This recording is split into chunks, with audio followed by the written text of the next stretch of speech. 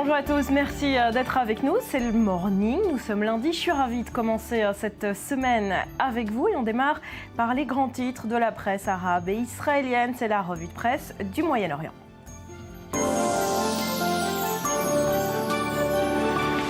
Cyril Amar, bonjour. Ce matin, les journaux israéliens s'inclinent à la mémoire des victimes de la Shoah à l'occasion de la journée internationale du souvenir du génocide juif.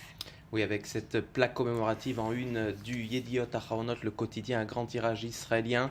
Une plaque commémorative recouverte de gel avec cette inscription Auschwitz.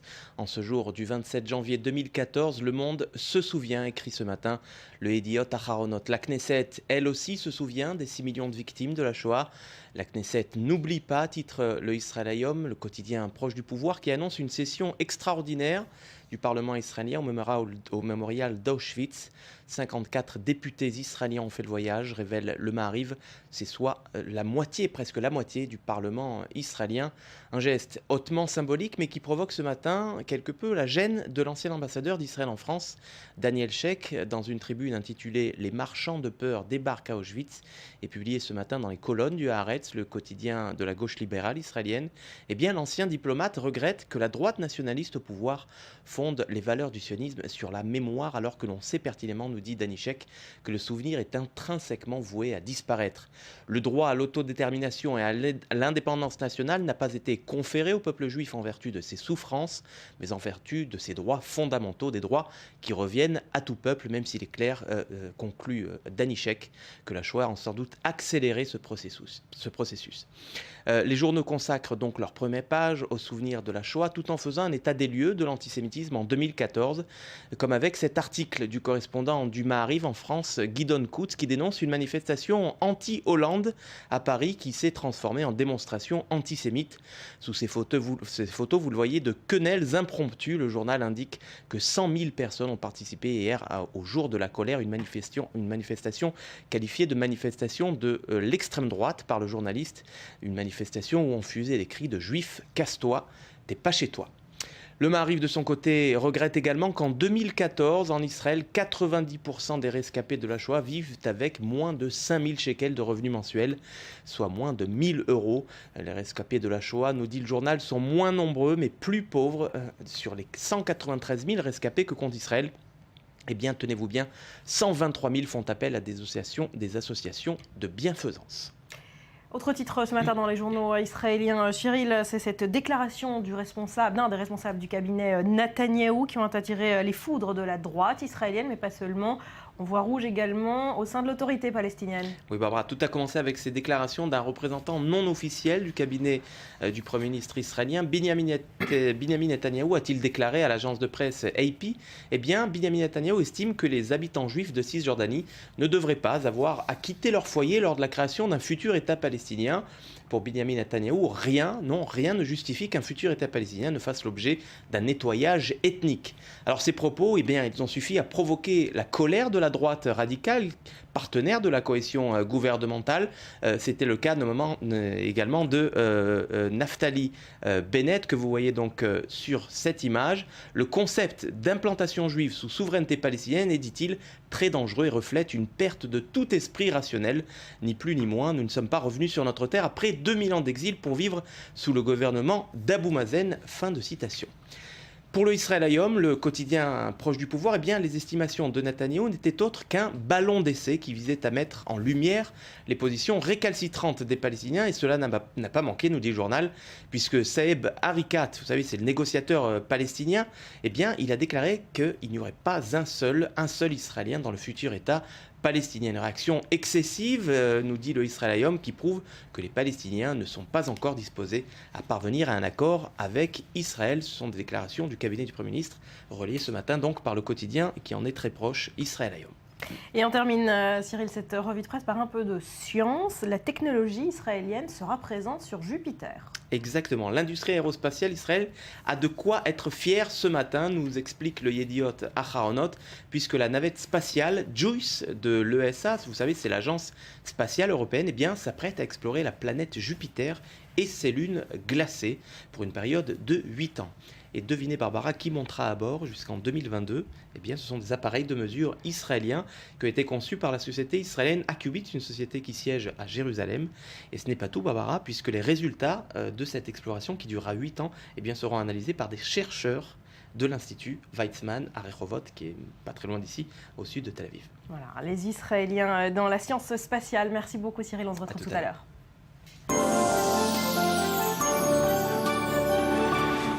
Nous sommes le lundi 27 janvier, vous êtes sur i24 News. Voici l'essentiel des grands titres d'aujourd'hui. 59 députés de la Knesset, 6 ministres israéliens, personnalités publiques et survivants de la Shoah, tous présents à Auschwitz. Ce lundi, c'est la journée internationale de la Shoah.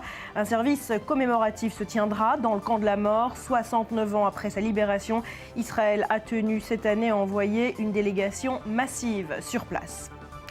Et puis on parle également ce matin de cette attaque cybernétique contre Israël. Des hackers ont fait irruption dans le système informatique du ministère de la Défense israélien.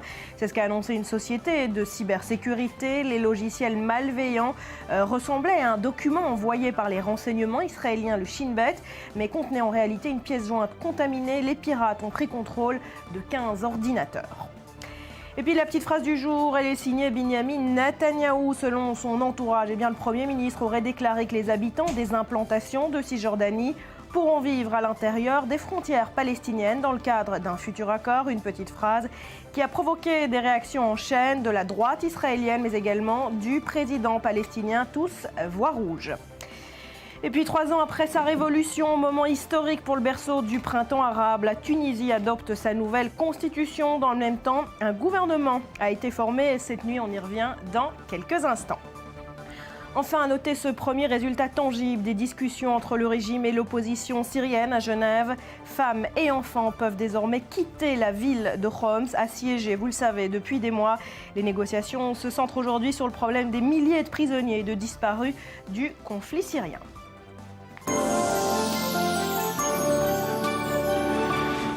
Alors on vient de le dire, 3 ans après sa révolution, c'est un moment historique qu'est en train de vivre la Tunisie. Une nouvelle constitution, un nouveau gouvernement. Bonjour Yohanan Manor. Shalom, bonjour. Merci d'être avec nous, orientaliste, spécialiste du monde arabe. Alors une nouvelle constitution, on l'a dit, un nouveau gouvernement. Est-ce que la crise politique en Tunisie est derrière nous?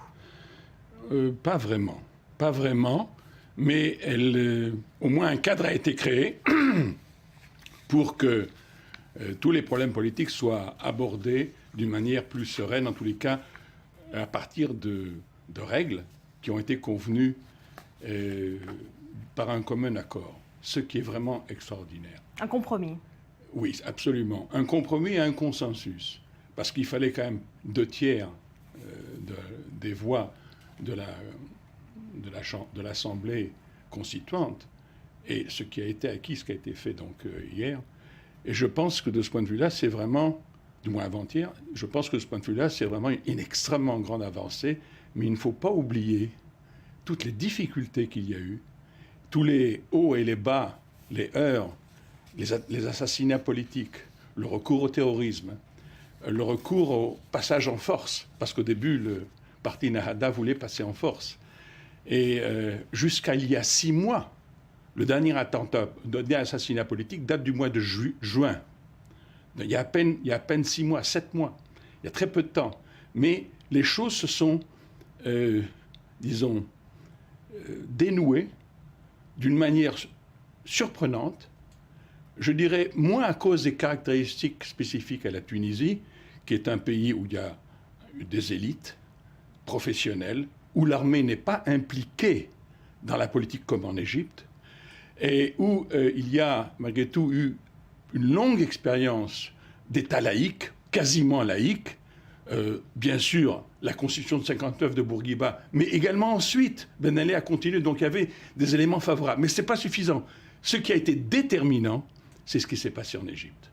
C'est-à-dire c'est le contre-exemple égyptien qui a convaincu les dirigeants de Nahda qu'il fallait lâcher du lest. Ils ne voulaient pas finir comme les islamistes égyptiens. Voilà. Ou de cette manière-là, ou arriver justement à une espèce d'impasse qui débouche sur la violence. Ils ont accepté, c'est extrêmement important. Ça, c'est quelque chose d'extrêmement nouveau dans l'ensemble du monde arabe, et je dirais même musulman, d'arriver au compromis, au consensus, de travailler, de ne pas tout régler. C'est pour ça que la Constitution contient des articles ambigus. Alors parlons-en de cette Constitution. Plus de 2 ans et demi de travaux ont été nécessaires pour finaliser ce texte qui est censé protéger le pays de toute dérive autoritaire. Alors vous avez parlé de Bourguiba, de Ben Ali. Est-ce que la Tunisie en a fini avec cette ère autoritaire ? Ça, c'est difficile de le dire. Disons qu'on a essayé de lever des garde-fous pour éviter de tomber à nouveau dans l'ère autoritaire, comme vous dites. Mais ce sont des principes généraux. Je crois que ce qui est le plus important, c'est que cette Constitution a été négociée et acceptée par la quasi-majorité des représentants. Et ça, c'est très important. Parce qu'il faut savoir que le lendemain de son adoption, de ce qu'on appelle le draft. Le brouillon. Oui, pas le brouillon, disons la mouture, la dernière mouture, la dernière version. Il y a eu une manifestation de plus de 2000 personnes qui ont manifesté contre cette constitution laïque, disait-il. Alors qu'elle n'est pas vraiment laïque, mais disons, elle... En tout cas, elle laisse une place moins importante à l'islam. Elle protège également l'égalité homme-femme. Est-ce qu'on peut dire que 3 ans après sa révolution, la Tunisie est devenue un pays démocratique grâce à cette nouvelle constitution ? Je pense que la Tunisie est en bonne voie de devenir démocratique. D'abord parce que, justement, c'est vrai que l'islam est déclaré la religion de l'État, du pays de la Tunisie. La religion de l'État, mais pas la religion d'État. Voilà, exactement. Mais par contre, ça c'est l'article 1 qui définit ceci, mais l'article 2 dit que c'est un État fondé sur les citoyens, sur la décision des citoyens et sur le respect de la loi civile. Alors ça change tout. Donc ce n'est plus comme le voulait Nada, que la charia soit la base, le fondement des lois. Ça change complètement. Il y a 2 articles qui paraissent opposés, mais disons, il y a quand même le second traduit un compromis. Et de ce point de vue-là, je pense qu'on met en place les règles. D'autant plus, il y a quand même un équilibre des pouvoirs, une séparation des pouvoirs. C'est extrêmement important. Autrement dit, c'est une des, je dirais pas des règles, mais une des potentialités de la démocratie réside justement dans cette séparation des pouvoirs ou division des pouvoirs. C'est-à-dire qu'il y a ou du moins, comme disent les Américains, l'équilibre des pouvoirs. Donc il puisse y avoir des balance, un équilibre entre les différents pouvoirs. Ça, c'est absolument capital. Et je pense de ce point de vue-là, à part ce que vous avez signalé concernant l'égalité, c'est plutôt la parité. C'est pas l'égalité homme-femme, parce qu'il y a pas mal de domaines où la femme n'a pas autant de droits. Et c'est une chose que l'Assemblée élue maintenant devra donc décider. Il y a beaucoup de choses encore à faire, mais il y a un cadre qui augure bien de l'avenir démocratique de la Tunisie. Alors, comment vous l'expliquez, ce cadre ? Est-ce que la Tunisie, on l'a dit, berceau du printemps arabe, se sent obligée de montrer l'exemple, finalement, dans ce monde arabe ? Non, je ne pense pas que... C'est pas ça qui a motivé la Tunisie. Ce qui a motivé la Tunisie, ce sont les tentatives et les échecs. Autrement dit, au cours de ces 3 années, on a essayé, le parti islamiste, Nada, a essayé de passer en force. Il pouvait le faire, il croyait pouvoir le faire, il se heurtait à une opposition, il n'a pas voulu tenir compte de l'opposition. Et ceci a créé une crise politique et également le recours au terrorisme a vraiment un affrontement très très violent. J'ai mentionné tout à l'heure les assassinats. Il y a 2 personnes qui ont été assassinées, dont notamment un syndicaliste et le chef d'un parti de gauche. Et donc, tout ça... Mais ce qui a, en fin de compte, convaincu surtout le parti en place de renoncer à ses ambitions, c'est ce qui s'est passé en Égypte. Et à partir de ce moment-là, les choses ont été ouvertes, ont été plus faciles pour arriver à un compromis. Autrement dit, la voie du compromis a été trouvée à cause du dur labeur, des expériences extrêmement violentes qu'a vécu la Tunisie. Ça ne s'est pas fait tout seul. Ils ne se sont pas convaincus tout de suite, pas du tout. Est-ce que la situation en Égypte, la situation en Tunisie est en train de prouver l'échec de l'islam politique ? Ils ne sont pas parvenus, ni Nada, ni les frères musulmans. C'est en train de prouver qu'il faut faire une distinction entre la religion, et donc parce que dans l'article 5 de la Constitution, il y a la liberté de conscience. C'est ce qui est très important, n'est-ce pas ? Et donc, de ce point de vue-là, et qui est également garanti. Donc, de ce point de vue-là, je pense que ce qui a été compris, c'est qu'il ne faut pas mélanger religion et politique. Autrement dit, peut-être que je ne pourrais pas affirmer que c'est l'échec. Disons, c'est une pause dans les ambitions de l'islam politique. Là, il y a comme s'il y a eu une prise de conscience que ce n'était pas souhaitable, mais peut-être qu'il y aura de nouveau un tournant. Allez savoir. Malgré tout, ils ont de bonnes chances, ça augure bien. Ils se sont donné des règles, ils l'ont fait par consensus. Il y a de grandes chances que ça marche, ça peut marcher. On terminera sur ces notes d'optimisme. Merci beaucoup, Yochanan Manor, d'être passé nous voir ce matin. À suivre dans le morning.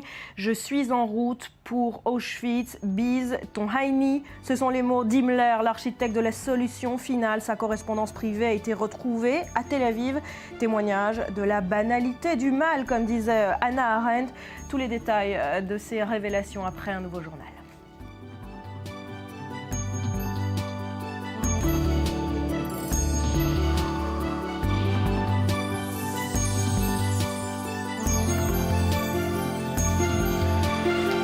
Morning, merci d'être avec nous sur i24 News. On poursuit cette édition par l'édito du jour signé Boaz Bismuth. Boaz, bonjour. Bonjour. Alors pour cette journée internationale de la Shoah, commémorée aujourd'hui dans le monde entier, vous avez choisi de nous parler d'antisémitisme. On a l'impression que cette année, il fait un retour en force, notamment en Europe. Oui, justement, en général, et je voulais peut-être vous parler ce matin de cette journée internationale dédiée aux victimes de l'Holocauste, adoptée à l'unanimité par les Nations Unies, il faut le rappeler, sans vote en 2005, à l'initiative du ministre des Affaires étrangères à l'époque, Sylvain Shalom. Et rappelons justement encore une fois que cette date a été choisie le 27 janvier 1945, la libération des camps d'Auschwitz par l'armée rouge. Alors, est-ce qu'on avait besoin de cette journée supplémentaire? Et justement, peut-être là est la réponse et ce que l'on voit aujourd'hui. Alors moi-même, il faut savoir une chose. Je suis journaliste depuis bientôt 30 ans, ou déjà 30 ans je pense. En 83, j'avais débuté. Et c'est vrai que dans ce métier, m'a amené à couvrir beaucoup de tragédies, des guerres et des choses pas très jolies. Et il est vrai que j'avais laissé vraiment un peu pour la fin la visite dans les camps. Et grâce à cette journée, cette initiative, il y a 3 ans, j'étais invité par le Congrès juif à rendre visite au camp d'Auschwitz. Il était 9h du soir, moins 27 degrés, et je marchais comme ça entre les blocs à Birkenau. Tout à coup, j'entends une voix derrière moi qui me dit « Tu as froid, hein ?» Je me retourne, c'était le rabbin Lao, bien sûr, qui était petit enfant là-bas dans ces mêmes camps, et me rappelait, lui, ce petit enfant dans ces mêmes camps qui avait très froid en pyjama. Et bien sûr, il me regarde, il me parle, et je dis, monsieur le rabbin, est-ce que je peux oser, nous sommes voisins, vous me connaissez, vous avez marié ma sœur, est-ce que je vais vous poser une question, moi je n'ai pas la réponse, vous devez l'avoir, Dieu dans tout ça. Et il me dit, je sais, vous avez le droit de me poser. Chaque fois, bien sûr, on critique, on accuse Dieu, mais c'est un crime. Et il me dit, vous savez, il me sort son portable, on est à Birkenau quand même. Il me sort son portable et me dit, qui a créé ça, Dieu ou l'homme? Je dis, l'homme, bien sûr. Et ton un ordinateur avec lequel tu vas écrire ton article? Je dis, bien sûr, l'homme, monsieur. Et je dis, là aussi, quand c'est bon, c'est l'homme, quand c'est mauvais, c'est Dieu. L'homme a fait tout ça. Et justement, on parle d'antisémitisme aujourd'hui. Et encore une fois, quand on retourne un peu en arrière, c'est un petit peu ce qu'on voit un peu, l'humanité qui essaie de tuer une partie d'elle-même, une partie de l'humanité. Et c'est ce qu'on en voit aujourd'hui en Europe. Et c'est pour ça que cette journée est ô combien importante. Quand on voit aujourd'hui, et on va parler maintenant d'actualité, justement dans cette importance de cette journée, quand on voit aujourd'hui les manifestations comme hier en France, dont on se compte que les Juifs ne sont pas chez eux. Quand on voit un homme, un espèce de barbu, soi-disant marrant, mais qui finalement ne nous fait pas du tout rire, nous fait au contraire pleurer et plutôt inquiet. Quand on voit bien sûr ce qui se passe à Toulouse, où les mots peuvent amener de 3 âmes innocents, 3 petits cercueils qu'on ne doit pas voir. Quand on voit en Italie hier, quand des têtes de cochons, de porcs sont envoyées à des Juifs, on voit que finalement l'importance de cette journée. Et nous justement, je pense que ça c'est le drame aujourd'hui d'Israël, c'est qu'aujourd'hui on a créé en 48 un État justement pour que les Juifs soient le plus en sécurité. Et la tragédie de l'histoire, c'est que justement le plus de victimes, justement, il y a depuis 48 sont ici en Israël, parce que même le droit de vivre en sécurité et même le droit d'avoir un interjuif, eh bien les Juifs n'ont pas le droit. Alors, les Israéliens tiennent à marquer l'événement aujourd'hui par une délégation massive en Pologne pour cette journée internationale de la Shoah. Betsa Bessalem, bonjour. Vous avez des détails à nous donner sur ce que Israël a prévu aujourd'hui? Eh bien, une grosse délégation, c'est le moins qu'on puisse dire. 350 personnes qui sont parties pour la Pologne, des politiciens, 250 personnalités publiques, plus d'une vingtaine de rescapés de la Shoah. C'est la plus grande délégation depuis l'établissement de la Knesset en 1949. Parmi eux, près d'une soixantaine de membres de la Knesset, soit la moitié donc du Parlement israélien. La délégation israélienne qui sera rejointe aujourd'hui par quelques, on le note, 24 parlementaires européens de plusieurs pays, dont la France, la Russie ou l'Allemagne par exemple. Sur place à Auschwitz, eh bien, la délégation visitera aussi des baraquements ainsi que le musée du camp d'Auschwitz, et il y aura à l'occasion de cette journée internationale du souvenir une cérémonie commémorative, bien sûr. Ce sera ce matin à Auschwitz. En fin de cérémonie, notez que la délégation israélienne récitera le Kaddish. Alors, on l'a dit, la moitié du Parlement israélien à Auschwitz aujourd'hui. Ce soir, un conseil des ministres israélo-polonais conjoint dans cette affaire. C'est le symbole qui est important. Mais ce que c'est le symbole, et surtout le fait que les Juifs ne sont pas tout seuls, et surtout qu'il y a aussi dans cette commémoration, bien sûr, une participation aussi d'Européens, parce que n'oublions pas aussi que ça s'est passé sur terre européenne, dans ce cas terre polonaise, avec bien sûr, sous l'aval, bien sûr, de citoyens locaux. Donc bien sûr que c'est très important. Alors là aussi la question se pose, et vous savez que nous sommes en Israël, et tout est sujet à débat. Donc j'ai lu quelques éditoriaux dans lesquels fallait-il envoyer encore une fois une si grande délégation. Oui, c'est important. Oui, c'est important pour la bonne raison qu'aujourd'hui, vous savez, plus le temps passe et plus la mémoire s'effondre. S'évapore, si vous voulez. Regardez aujourd'hui, par exemple, quand il y a, par exemple, Tisha B'Av, les gens s'oublient qu'avec la destruction du deuxième temple, il y avait aussi un massacre de Juifs à l'époque. Alors, imaginez avec la disparition, ou réfléchissant différemment. Aujourd'hui, alors qu'il y a encore des personnes qui portent les chiffres, leurs numéros sur leurs bras, et le négationnisme peut être invité sur des scènes, sur dans des spectacles parisiens. Imaginons dans 20 ans, dans 30 ans, comment va être traitée la mémoire de l'Holocauste. Et c'est pour ça que c'est très important de continuer. Encore une chose qu'il ne faut juste pas oublier, c'est aussi l'amalgame qui est fait. Et je parlais avant d'Israël, l'amalgame entre anti-israélien, anti-sionisme et anti-juif. Je l'avais vu, j'étais 4 ans ambassadeur dans un pays de l'État arabe. Il y a eu la deuxième guerre du Liban. Le titre dans la presse n'était pas « tout ça pour un caporal israélien, tout ça pour un caporal juif ». Donc, sous bien sûr le biais ou de façon assez sournoise avec cette lutte contre Israël, on lutte aussi contre le juif. Est-ce que ça changera un jour? Malheureusement, ça ne changera jamais. Mais oui, ça nous prouve une chose, qu'il faut continuer à œuvrer et à renforcer cette ère que nous avons. Israël a son rôle à jouer. Bien sûr, le rôle est tellement important, rôle éducatif, mais les communautés juives aussi. Et je pense qu'aussi le rôle très très important, exactement comme les justes à l'époque, pendant l'époque noire, l'époque de la guerre, aussi bien sûr, j'espère que chaque société, pour l'honneur de ces mêmes sociétés, de la même façon qu'on a vu le ministre de l'Intérieur de la France, Valls, avec l'affaire Dieudonné, je pense que c'est aussi bien sûr le rôle d'Israël, les communautés aussi, et bien sûr aussi les citoyens des pays en question. Alors, vous l'avez dit, avec le temps qui s'écoule, la mémoire s'efface, les derniers témoins de la Shoah vont disparaître. L'antisémitisme qui ressurgit est alors inévitable. On cite Elie Wiesel qui donne une interview à un journal israélien ce matin et il dit « Aujourd'hui, il n'est plus honteux d'être antisémite ».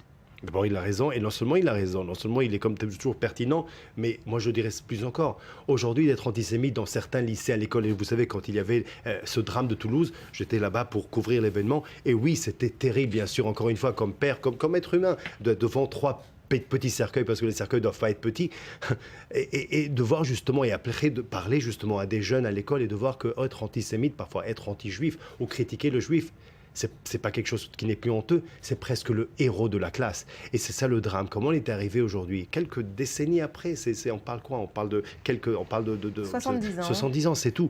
De pouvoir d'arriver à ce stade-là. Et malheureusement, on a utilisé cette lutte contre Israël. On a pris Israël justement comme un modèle et qui cautionne ou qui autorise cet antisémitisme moderne. Alors, l'antisémitisme trouvera toujours un prétexte.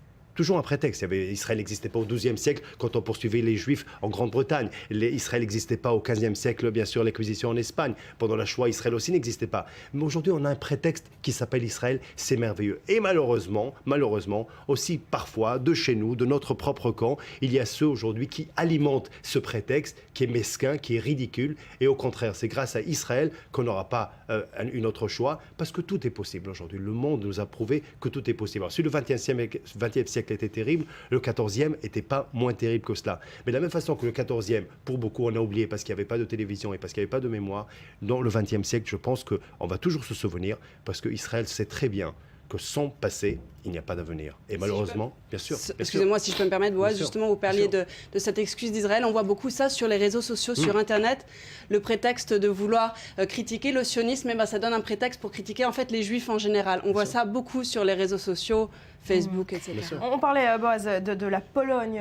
Il y a un instant qui essaye de se réconcilier peut-être avec son histoire. La Pologne qui a décrété l'année 2014, l'année Karski. Jan Karski, on s'en souvient, hein, c'est ce résistant mythique polonais qui avait donné l'alerte, mais qui n'avait pas été écouté, que la Pologne en fasse l'année Karski, c'est une bonne chose? Bien sûr que c'est une bonne chose. D'abord, les Polonais, il ne faut pas oublier aussi que les Polonais aussi, nous, on pense toujours des camps de la mort en Pologne, l'antisémitisme en Pologne, mais il y avait bien sûr M. Karski, ce héros pour moi. Il y avait aussi bien sûr ces pilotes polonais qui sont partis lutter avec les pilotes britanniques, qui étaient des héros, des super pilotes. Il faut relier tout ça. Et encore une fois, et je pense qu'Israël le fait très bien, Yad Vashem le fait très bien, il faut toujours aussi bien sûr honorer au contraire, parce que nous, on lutte pour notre survie.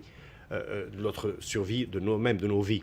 Je dirais qu'eux-mêmes, c'est un peu pour la survie un peu de leur propre morale et de la morale de leurs enfants. Et par ailleurs, on l'a dit très bien, je ne veux pas faire de ça un cliché, mais quand, vous savez, ça commence avec les Juifs, mais ça se termine jamais avec eux seulement. Et encore une fois, je suis très content que vous avez rebondi. Le mot prétexte aujourd'hui d'Israël est devenu insupportable, parce qu'on le voit aussi. On le voit sur les réseaux sociaux, mais on le voit aussi dans les parlements ou dans les débats politiques, que aussi bien droite que gauche utilisent ce prétexte qui s'appelle Israël. Donc non seulement, et c'est ça le drame aujourd'hui, non seulement on vous a tué physiquement, mais aujourd'hui on essaie aussi de tuer votre mémoire.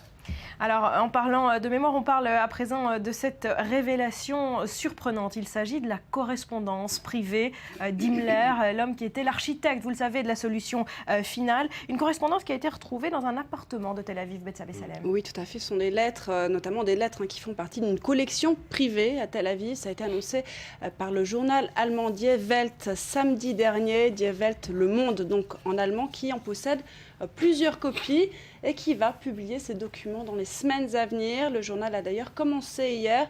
Alors de quoi s'agit-il, Barbara? Eh bien, principalement de lettres à son épouse, Marga, des correspondances qui s'étalent de 1927. 1927, c'est quoi? Eh bien, c'est 6 ans avant l'arrivée au pouvoir de Hitler, jusqu'à 1945, 5 semaines avant que Himmler ne se suicide pour éviter d'être traduit en justice. C'était le 23 mai 1945.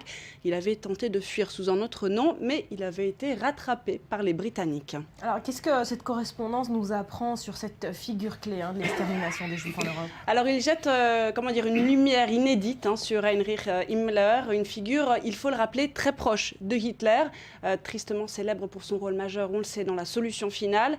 Quelques mots déjà sur Himmler, on le rappelle, c'est le maître absolu de la SS. Il est le chef de la Gestapo, il devient ministre de l'Intérieur du Reich à partir de 1943. Commandant en chef de l'armée de réserve de la Wehrmacht, et c'est de son autorité que dépendent les camps de concentration et les camps d'extermination. Et c'est dès mars 1933 que Himmler crée le premier camp de concentration à Dachau. C'est là où il fait interner les opposants. Et disons qu'en gros, c'est Himmler qui est en majeure partie responsable du régime de terreur qui règne dans les pays d'Europe.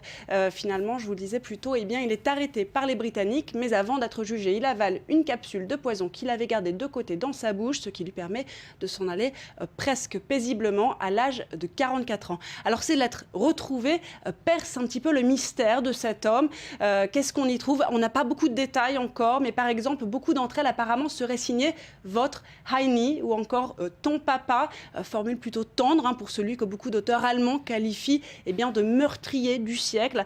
Pas mal de détails sur sa personnalité, sur ses connaissances, sur son caractère au jour le jour. On y voit et l'évolution de Himmler aussi dans les rangs des nazis au fur et à mesure des années qui passent, sur sa relation avec Marga. Marga, c'est Margaret Bowden, de son nom avant qu'elle soit mariée, de son nom de jeune fille, voilà. Quand il la rencontre en 1926, c'est une infirmière divorcée, 7 ans de plus que lui, elle est protestante, elle est grande, blonde, aux yeux bleus, on la voit sur cette image, l'épouse aryenne idéale, parfaite, j'ai envie de dire en quelque sorte. Elle devient sa femme moins de 2 ans plus tard et ils auront ensemble une fille. Ils se séparent ensuite en 1940 à cause d'une liaison d'Himmler avec une autre femme. Mais en croire ses correspondances, ils gardent une relation très très cordiale tous les deux. Et c'est avec l'une donc de ses secrétaires qu'Himmler entretient une relation. Ils auront ensemble 2 enfants illégitimes. Mais cette histoire ne dure qu'un temps. En fait, ils se séparent après la naissance de leur 2e enfant. Donc 3 enfants en tout. Alors, ce qui est assez surprenant, c'est qu'on n'a pas trouvé grand-chose de similaire, de privé sur les autres grandes figures du nazisme, que ce soit Hitler, Goebbels. On n'en a pas trouvé de correspondance privée. Tout à fait. Alors Hitler et Göring n'ont pratiquement rien laissé de personnel. Ils ont fait, j'ai envie de dire, très attention quant à Goebbels. Alors lui, il a laissé derrière lui une montagne de notes, mais elle relève bien plus du matériel de propagande que de notes personnelles. Alors évidemment, on ne les dévoile pas. Hein. On a assez de matériel de propagande à disposition des âmes sensibles. Pour conclure, et bien sûr, les indices procurés par ces documents sur la personnalité d'Himmler, je reprendrai l'affirmation de Die Welt. Il ne change rien à l'image générale de l'horrible dictature nazie. Donc finalement, on a ces formules tendres, mais effectivement, ça ne change pas de tout en blanc. Alors pour finir en 30 secondes, cette correspondance fait l'objet d'un film qui va sortir, un documentaire. Tout à fait, un documentaire qui va être publié, qui va être diffusé lors de la Berlinale dans 2 semaines, en février. Ce sont des lettres qui ont quand même été restées pendant des années secrètes. Donc on n'a pas beaucoup, on ne sait pas beaucoup. Ce film, qu'est-ce qu'on va avoir de ces lettres dans le film? Tout ça reste encore assez flou, mais on attend donc la publication de ce film. On comprendra peut-être le mystère aussi de comprendre pourquoi et comment elles sont arrivées, ces lettres, dans un appartement de Tel Aviv. Pas mal de questions qui restent encore sans réponse aujourd'hui. Un mot, peut-être, on parle toujours de ces personnes-là comme des monstres. Et là, justement, peut-être un des grands mérites de la publication de ces lettres, c'est de montrer que ce n'est pas des monstres, c'est des êtres humains. Papy va au camp. Et la femme qui lui répond, son épouse, n'oublie pas de prendre le pot de caviar que je t'ai laissé. Donc imaginez cette scène surréaliste, horrible, atroce. La banalité du mal. Et justement, et c'est ça peut-être ce qui doit nous inquiéter et ce qui doit justement, encore une fois, l'importance de cette journée du 27 janvier. Merci beaucoup Boaz, merci Betsabé. À suivre, témoignage d'un enfant caché, survivant de la Shoah. Il s'appelle Israël Lichtenstein et il sera dans quelques instants sur notre plateau. Il est également le président de l'association Aloumim, l'association israélienne des enfants juifs cachés en France pendant la guerre. Restez avec nous.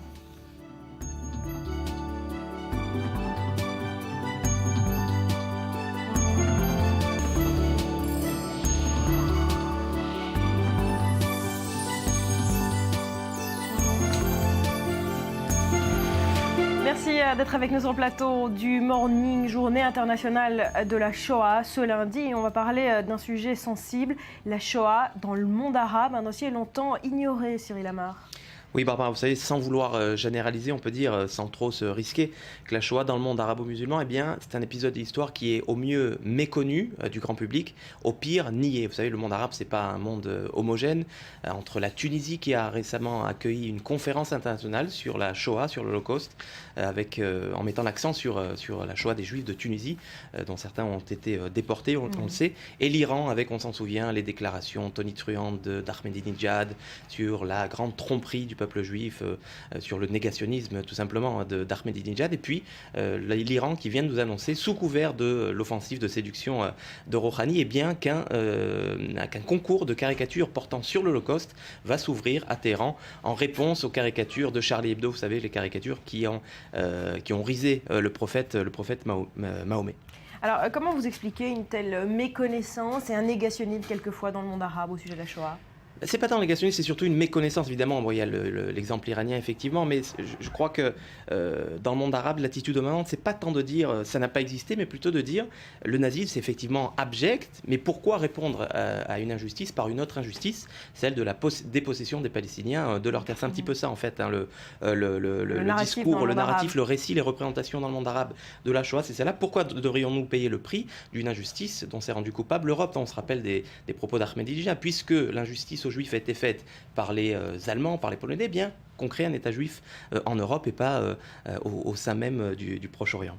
Alors, est-ce que des moyens sont mis en place ces dernières années pour pallier à cette méconnaissance de la Shoah ? Oui, Barbara, je voudrais vous parler de 3 initiatives qui sont à mon sens très louables. C'est d'abord celle du mémorial d'Auschwitz en Pologne qui enseigne désormais la Shoah en arabe et en farsi, donc en persan. Le site, on va le voir, le site du mémorial d'Auschwitz de la Shoah qui a lancé une série de cours en ligne qui étaient jusqu'à présent dispensés en anglais et en français, il me semble.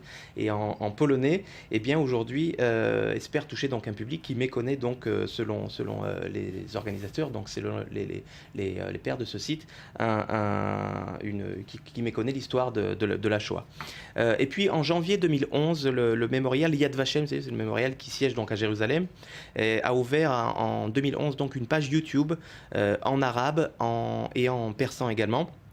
Une page YouTube agrémentée de vidéos, des témoignages de rescapés de la Shoah et aussi toute une série de documents sur l'antisémitisme contemporain. Et le troisième projet, qui est un projet relativement récent également, c'est le projet Aladdin de la FMS, la Fondation pour la mémoire de la Shoah, et qui est né tout simplement du constat accablant qu'il est tout simplement difficile de trouver des informations sur les sites en langue arabe, des informations historiquement fiables sur l'histoire de la Shoah. Eh bien, le projet Aladdin vise justement à dispenser des informations en arabe, en persan, mais également en turc sur l'histoire de la Shoah. Alors, plusieurs réalisations du projet Aladdin.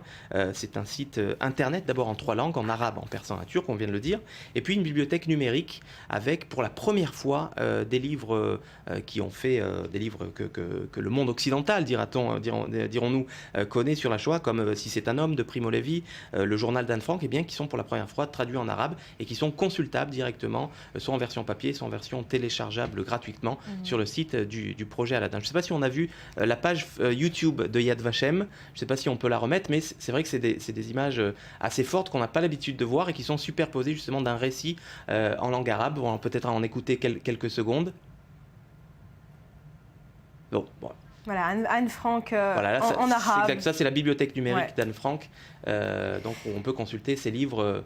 Espérons que le changement se produise grâce à ces belles initiatives. Merci beaucoup Cyril, restez avec nous. Il est l'heure d'accueillir Israël Lichtenstein. Bonjour monsieur, merci infiniment d'être avec nous. Vous êtes vous-même rescapé de la Shoah, enfant caché, on va y revenir, président d'Aloumim. D'abord un mot sur ces initiatives qu'on vient d'évoquer. La Shoah enseignée en arabe, en persan, dans le monde arabo-musulman, c'est important. Je pense qu'il était temps de le faire et j'applaudis à cette initiative.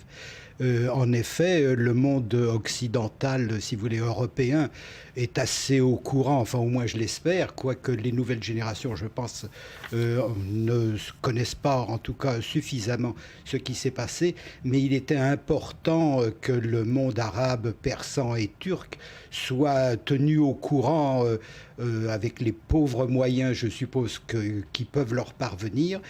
C'est une initiative que j'approuve entièrement et je vous félicite. Alors, il n'y a peut-être pas que dans le monde arabe qu'il y a des lacunes, on le voit un peu partout en Europe, avec un regain de l'antisémitisme cette année. On a pu entendre hier dans une manifestation à Paris la phrase suivante « Juif, casse-toi, t'es pas chez toi ». Ça vous évoque quoi, 70 ans après la Shoah ? Ça m'évoque ma jeunesse, mais de toute façon, il y a des choses qui persisteront, il faut savoir y faire face. Et je ne crois pas à l'élimination totale de l'antisémitisme. Tant qu'il y aura un juif, il y aura un antisémite.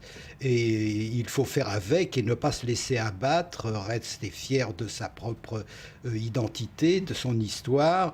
Et puis, bien entendu, combattre avec esprit et plutôt que par la force, toutes ces manifestations sans baisser la tête et rester fier de ce qu'on est et surtout... De plus en plus de juifs en France expliquent qu'ils ne veulent plus porter la kippa, qu'ils ne veulent plus se présenter en France en tant que juifs parce qu'ils sont inquiets, vous les comprenez ? Non, absolument pas. Me prénommant Israël et ayant gardé ce prénom pendant toute la guerre sous l'occupation en France, je ne vois pas pourquoi on doit avoir honte de sa juiverie et ne pas la porter avec fierté, d'autant qu'actuellement ils n'ont pas besoin de porter l'étoile comme moi je l'ai fait dans ma jeunesse. Alors, vous êtes le président de l'association Aloumim. J'en fus le président. Vous étiez président. Et un des fondateurs. Un des fondateurs. Alors, dites-nous en quelques mots, c'est quoi cette association ? Écoutez, cette association est extrêmement importante. Elle a au moins 2 buts. D'abord, réunir les gens qui étaient enfants durant la Shoah. Vous savez, c'est une espèce de rencontre d'anciens élèves, comme on le fait dans tous les collèges et tous les lycées. Ceci d'une part. Et la partie la plus importante à mes yeux, c'est justement celle que vous me proposez de faire maintenant, c'est d'expliquer et de rappeler ce qui s'est passé pendant la guerre et que nous en portons encore les traces, non pas physiques, mais des traces profondes, intérieures, tant dans notre cœur que dans notre mémoire, de ce qui s'est passé durant la guerre. Nous ne sommes pas des enfants abattus, bien au contraire, nous sommes des combattants vivants, bien que j'ai souvent dit dans ma jeunesse, enfin autrefois, que durant la guerre, j'étais un zéro face aux héros qui essayaient de nous protéger, de nous cacher dans différents endroits. Disons qu'aujourd'hui, du zéro, je suis passé au héros, puisque à mon âge, je dois, et je le fais avec grande fierté, expliquer ce qui s'est passé pendant la guerre durant ma jeunesse. Alors vous êtes les héros de la mémoire, en tout cas. Que faudra-t-il faire dans quelques années quand tous ces témoins auront disparu? On leur souhaite longue vie, évidemment. Oui, je m'espère une longue vie aussi. Ce qu'on fera, c'est à vous qu'il faut le demander. Je suis là pour vous donner de la matière et c'est vous qui en ferez ce que j'espère que vous accepterez et que vous porterez le poids que nous avons porté jusqu'à présent de façon à conduire l'histoire et accompagner le peuple juif dans ses développements ultérieurs. Alors votre histoire, parlons-en. Vous étiez un enfant caché. Un enfant caché, ça veut dire quoi? Alors d'abord, je dois dire que mon prénom est Israël. Je l'ai porté constamment, même pendant la guerre en France, en allant à l'école. On m'appelait Israël Liechtenstein et je n'avais pas d'autre prénom. Donc j'assumais ma judéité, mon judaïsme, le sang paternel et maternel, si vous voulez, qu'on m'avait transmis. Et ce qui est curieux, c'est que m'affirmant comme juif, on ne m'a jamais traité de sale juif. Je crois que justement, c'est une leçon que j'essaye de transmettre. Portez votre identité au vu et au su de tout le monde, soyez-en fiers, sans ostentation excessive, bien entendu, mais ne pas être un juif caché. Car ce sont les cachés qu'on poursuit, et non pas ceux qui s'affirment. Et m'ayant affirmé constamment, vous voyez, je suis là à 81 ans pour porter témoignage d'une jeunesse qui n'a pas été malheureuse finalement, parce que quand on fait face au danger et au malheur, on n'en souffre pas trop, ça vous forme et c'est une bonne chose finalement. Alors, selon Aloumim, on peut voir ça sur le site de l'association, en parlant du sort des enfants cachés, il est écrit que ce sont des enfants sans enfance. Ils ont eu une enfance particulière, disons. Ils n'ont pas été avec leurs parents, ils n'ont pas, souvent ils ne l'ont même pas connu. Mais ce qui se traduit d'ailleurs dans leur propre comportement à l'égard de leurs enfants. Ils n'ont pas été à l'école des parents. Ceci est un grand manque qui se transmet malheureusement dans les générations qui nous suivent, qui ont certainement souffert d'une absence et d'une présence peut-être trop lourde de notre passé. Je le sens quelquefois dans la jeunesse, arrêtez de nous parler de ça. Je comprends leurs sentiments, ce qui ne m'arrêtera pas jamais d'en parler justement. L'histoire juive n'a pas toujours été heureuse et pourtant il faut en parler. Et c'est ce que j'essaye de faire avant de partir, je ne sais pas où, mais disons quand je ne serai plus là.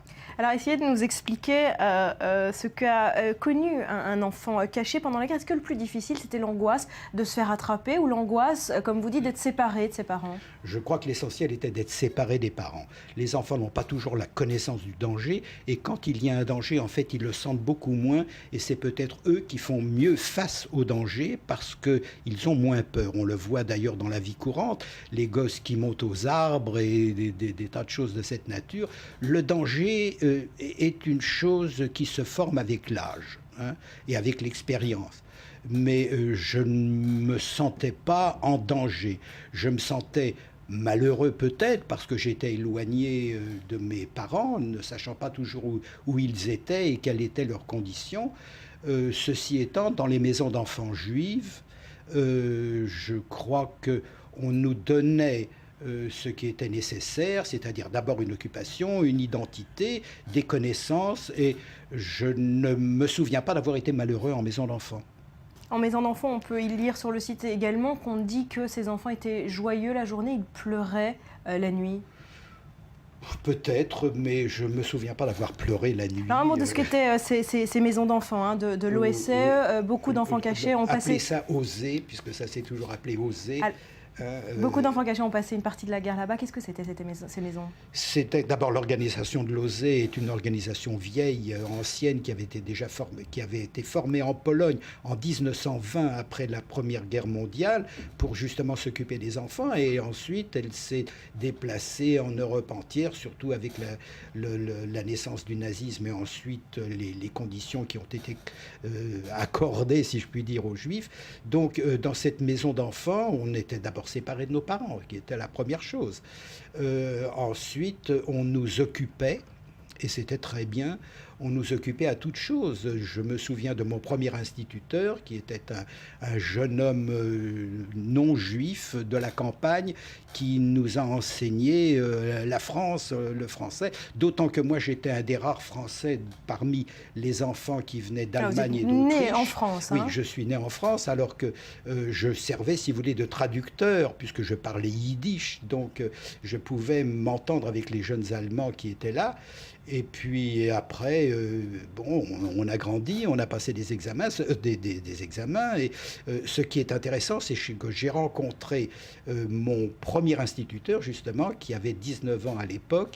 Et je l'ai rencontré un jour, il m'a envoyé une lettre. Il avait trouvé par hasard mon adresse en Israël et je suis allé voir donc mon premier instituteur, ce qui est une chose extraordinaire. Camus en parle d'ailleurs. Alors, vous êtes arrivé en Israël dans les années 60. Votre famille était sioniste depuis très longtemps, il faut le rappeler. Oui, j'étais juif, hein, m'appelant Israël, donc je portais déjà un premier poids léger d'ailleurs, hein, dont je suis très fier.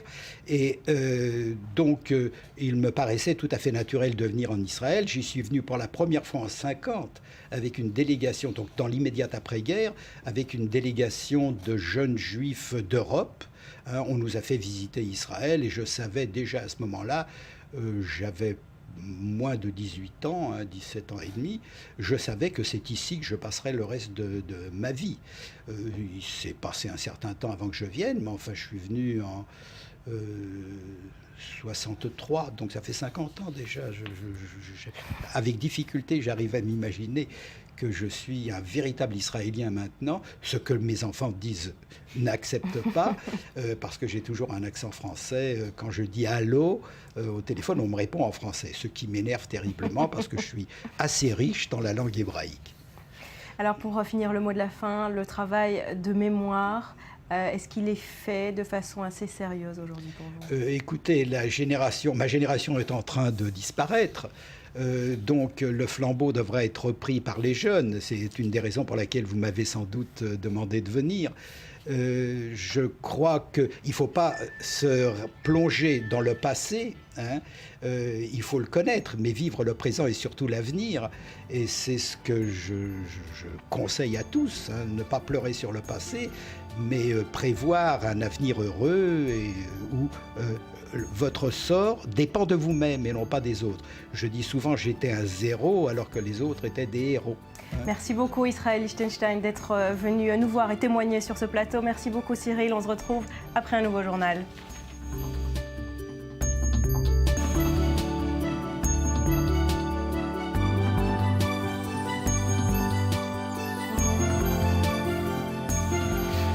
C'est le morning, merci d'être avec nous. Vous le savez, l'actualité, c'est tous les jours également sur Internet. L'image qui fait le tour du net, le buzz à ne pas rater, le tweet qui fait du bruit, c'est dans la revue du web. Vous avez aimé ma petite introduction. Incroyable.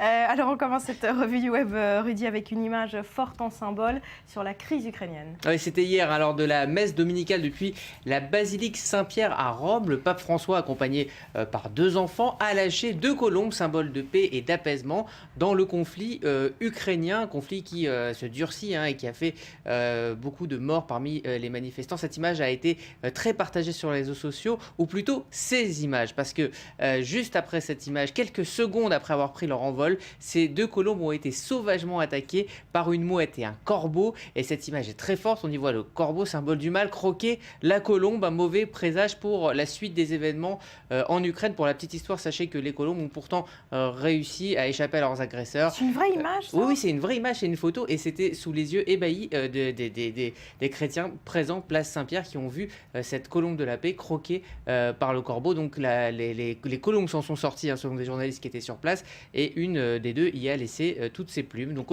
autre image forte hier partagée à propos de l'Ukraine sur les réseaux sociaux, on y voit ces deux mariés célébrant leurs noces tout simplement sur des barricades. Et il faut savoir, donc on l'a dit cette nuit, que des manifestants ont pris possession du ministère de la Justice, comme vous pouvez le voir sur cette image relayée il y a quelques heures sur Twitter. Alors on l'a dit, ces derniers jours, la violence est montée d'un cran avec notamment des tirs à balles réelles, et beaucoup sur les réseaux sociaux pointent du doigt le silence de l'Union européenne. Rappelons quand même que la majorité des manifestants réclament l'entrée de leur pays dans l'Europe. Eh bien, signalons ce matin une réaction en langage très diplomatique, certes, sur le compte Twitter de Laurent Fabius qui dit s'être entretenu avec Vitali Klitschko et les principaux leaders de l'opposition ukrainienne. Il souligne, je cite, que la violence et la radicalisation ne peuvent être une réponse aux aspirations du peuple ukrainien et que les appels au dialogue doivent être suivis très rapidement par des gestes concrets.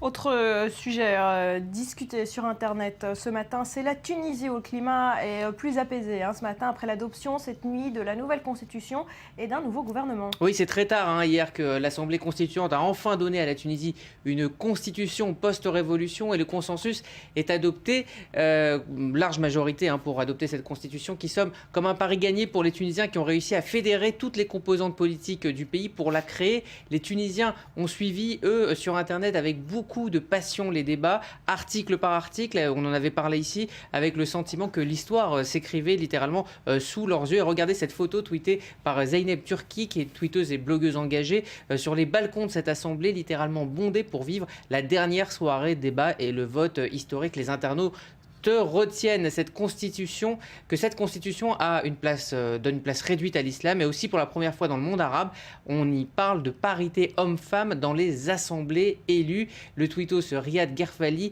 retient de cette nouvelle constitution son habilité à surseoir trancher clairement sur le rôle de la religion pour éviter l'égyptianisation. Et même parallèle qui est fait par Wed, qui nous dit il y a longtemps qu'Ennahda, le parti islamiste tunisien, s'est démarqué des frères musulmans, et que les frères musulmans égyptiens devraient eux-mêmes s'en inspirer. Puis je vous le disais, nouvelle constitution, mais aussi nouveau gouvernement, et gouvernement composé d'indépendants qui doivent conduire la Tunisie vers des élections législatives en 2014 et présidentielles. Et petit bémol dans cette composition, justement toujours pour Zeynep Turki, 2 femmes ministres dans le gouvernement, on est encore un petit peu loin de la parité annoncée. Et puis, ce qui a fait beaucoup de bruit ce week-end sur les réseaux sociaux, c'est cette manif en France organisée par le collectif Jour de colère. Oui, 17 000 personnes selon les médias, 120 000 selon les organisateurs ont défilé donc dimanche dans les rues de Paris. Alors à la base, il était question d'une manifestation anti-François Hollande, et à l'arrivée, on avait plutôt une nébuleuse hétéroclite composée d'intégristes catholiques, de militants d'extrême droite, de monarchistes bretons ou de partisans de Dieudonné. Une manifestation qui a été live-tweetée par les organisateurs eux-mêmes de manière très intensive, mais aussi par les tweetos médusés par le spectacle et par certains slogans. Les tweetos qui regardaient la manifestation passer sous leurs fenêtres, et le compte droit et politique tenu par un étudiant en droit parle de ce mélange étonnant avec cette photo de, comme on dit, de quenellier, un mix un peu étrange résumé en une seule pancarte relayée par le compte Ivre, virgule. Eh bien, vous allez voir, Ivre, cette manifestante définit objectivement l'Europe. Alors on voit sur sa pancarte Europe pédocriminelle, sioniste, satanique, rien que ça. Un spectacle affligeant que Benoît Gallet et son lapin ne veulent pas voir. Regardez cette image, mon lapin et moi, nous avons regardé par la fenêtre passer le cortège, et en effet, il y avait de quoi se masquer les yeux et surtout se boucher les oreilles. Regardez, écoutez certains slogans. C'est une vidéo largement partagée sur les réseaux sociaux hier.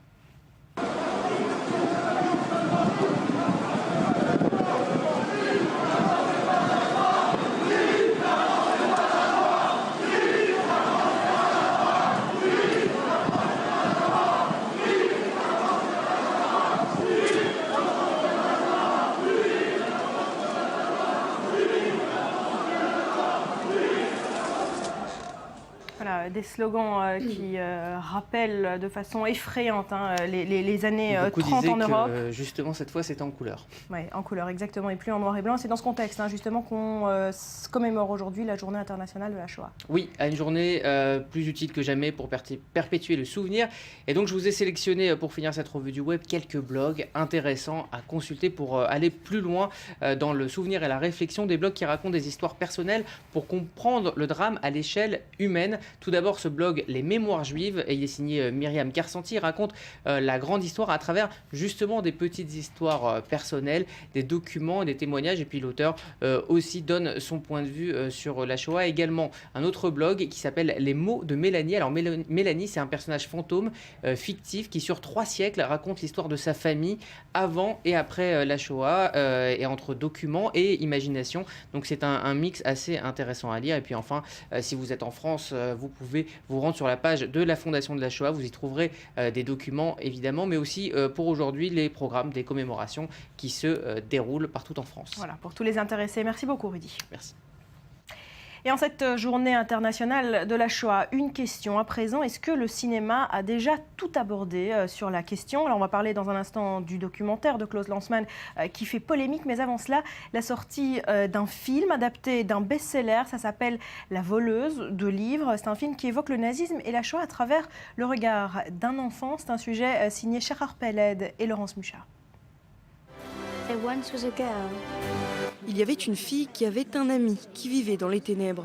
75 ans après le début de la Deuxième Guerre mondiale, alors que la mémoire s'efface, la jeune génération est très peu consciente des atrocités de cette période de l'histoire. Dans une ère où de moins en moins d'enfants lisent de livres, l'adaptation cinématographique du best-seller La voleuse de livres tente d'imposer un changement. Je pense qu'il est important d'avoir une autre perspective là-dessus. Beaucoup de jeunes adolescents qui ignorent ce qui est arrivé à cette époque peuvent regarder ce film. Les enfants de mon âge ne savent pas grand-chose sur ce qui s'est passé parce qu'on l'apprend plus tard à l'école. Je suis en 4e et je crois qu'on commence à l'apprendre en seconde. Je pense que si on peut l'apprendre dès maintenant, c'est encore mieux. La voleuse de livres, qui sort actuellement en salle au Moyen-Orient, raconte l'histoire de Liesel, jeune analphabète. Placée dans une famille d'accueil en Allemagne nazie, elle tombe petit à petit sous le charme des livres. Son premier livre, le manuel du fossoyeur, qu'elle dérobe après les funérailles de son frère, lui ouvre les portes d'un nouveau monde. Mais aussi à son père, incarné par l'acteur oscarisé Geoffrey Rush. Il arrive à conserver sa légèreté, même dans les coulisses d'un film au ton pour le moins sombre. Geoffrey is like a clown. Geoffrey est un vrai clown. Il ne se passe pas un jour sans qu'il me fasse rire, bien que l'on traite d'un sujet très difficile. Cette époque où règne le mal et le danger est regardée avec un regard neuf au travers d'actes d'innocence et de bonté. Dans une scène qui suit le tristement célèbre autodafé, Liesel ne peut s'empêcher de voler, ou plutôt de sauver un livre des cendres.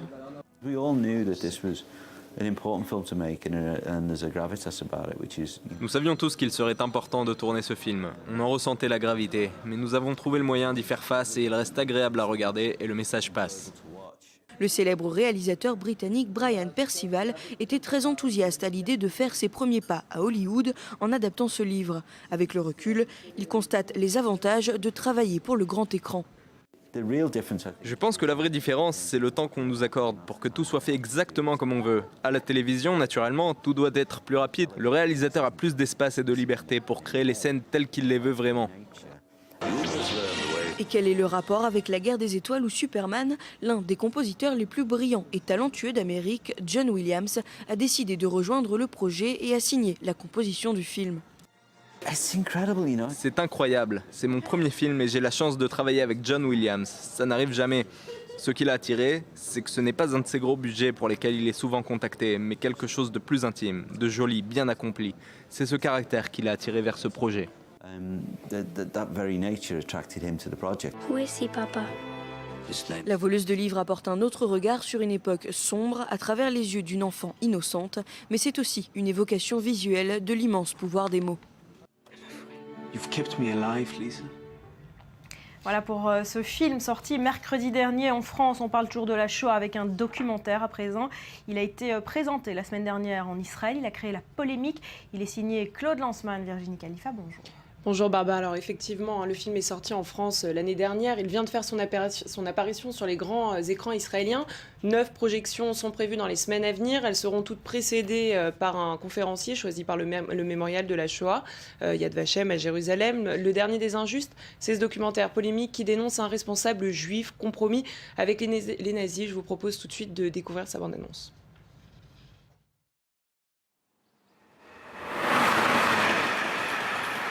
Entre novembre 1941 et le printemps 1945, 140 000 Juifs ont débarqué sur ces mêmes quais pour être conduits dans les pires conditions à Theresienstadt, la ville dont Hitler venait de faire cadeau aux Juifs.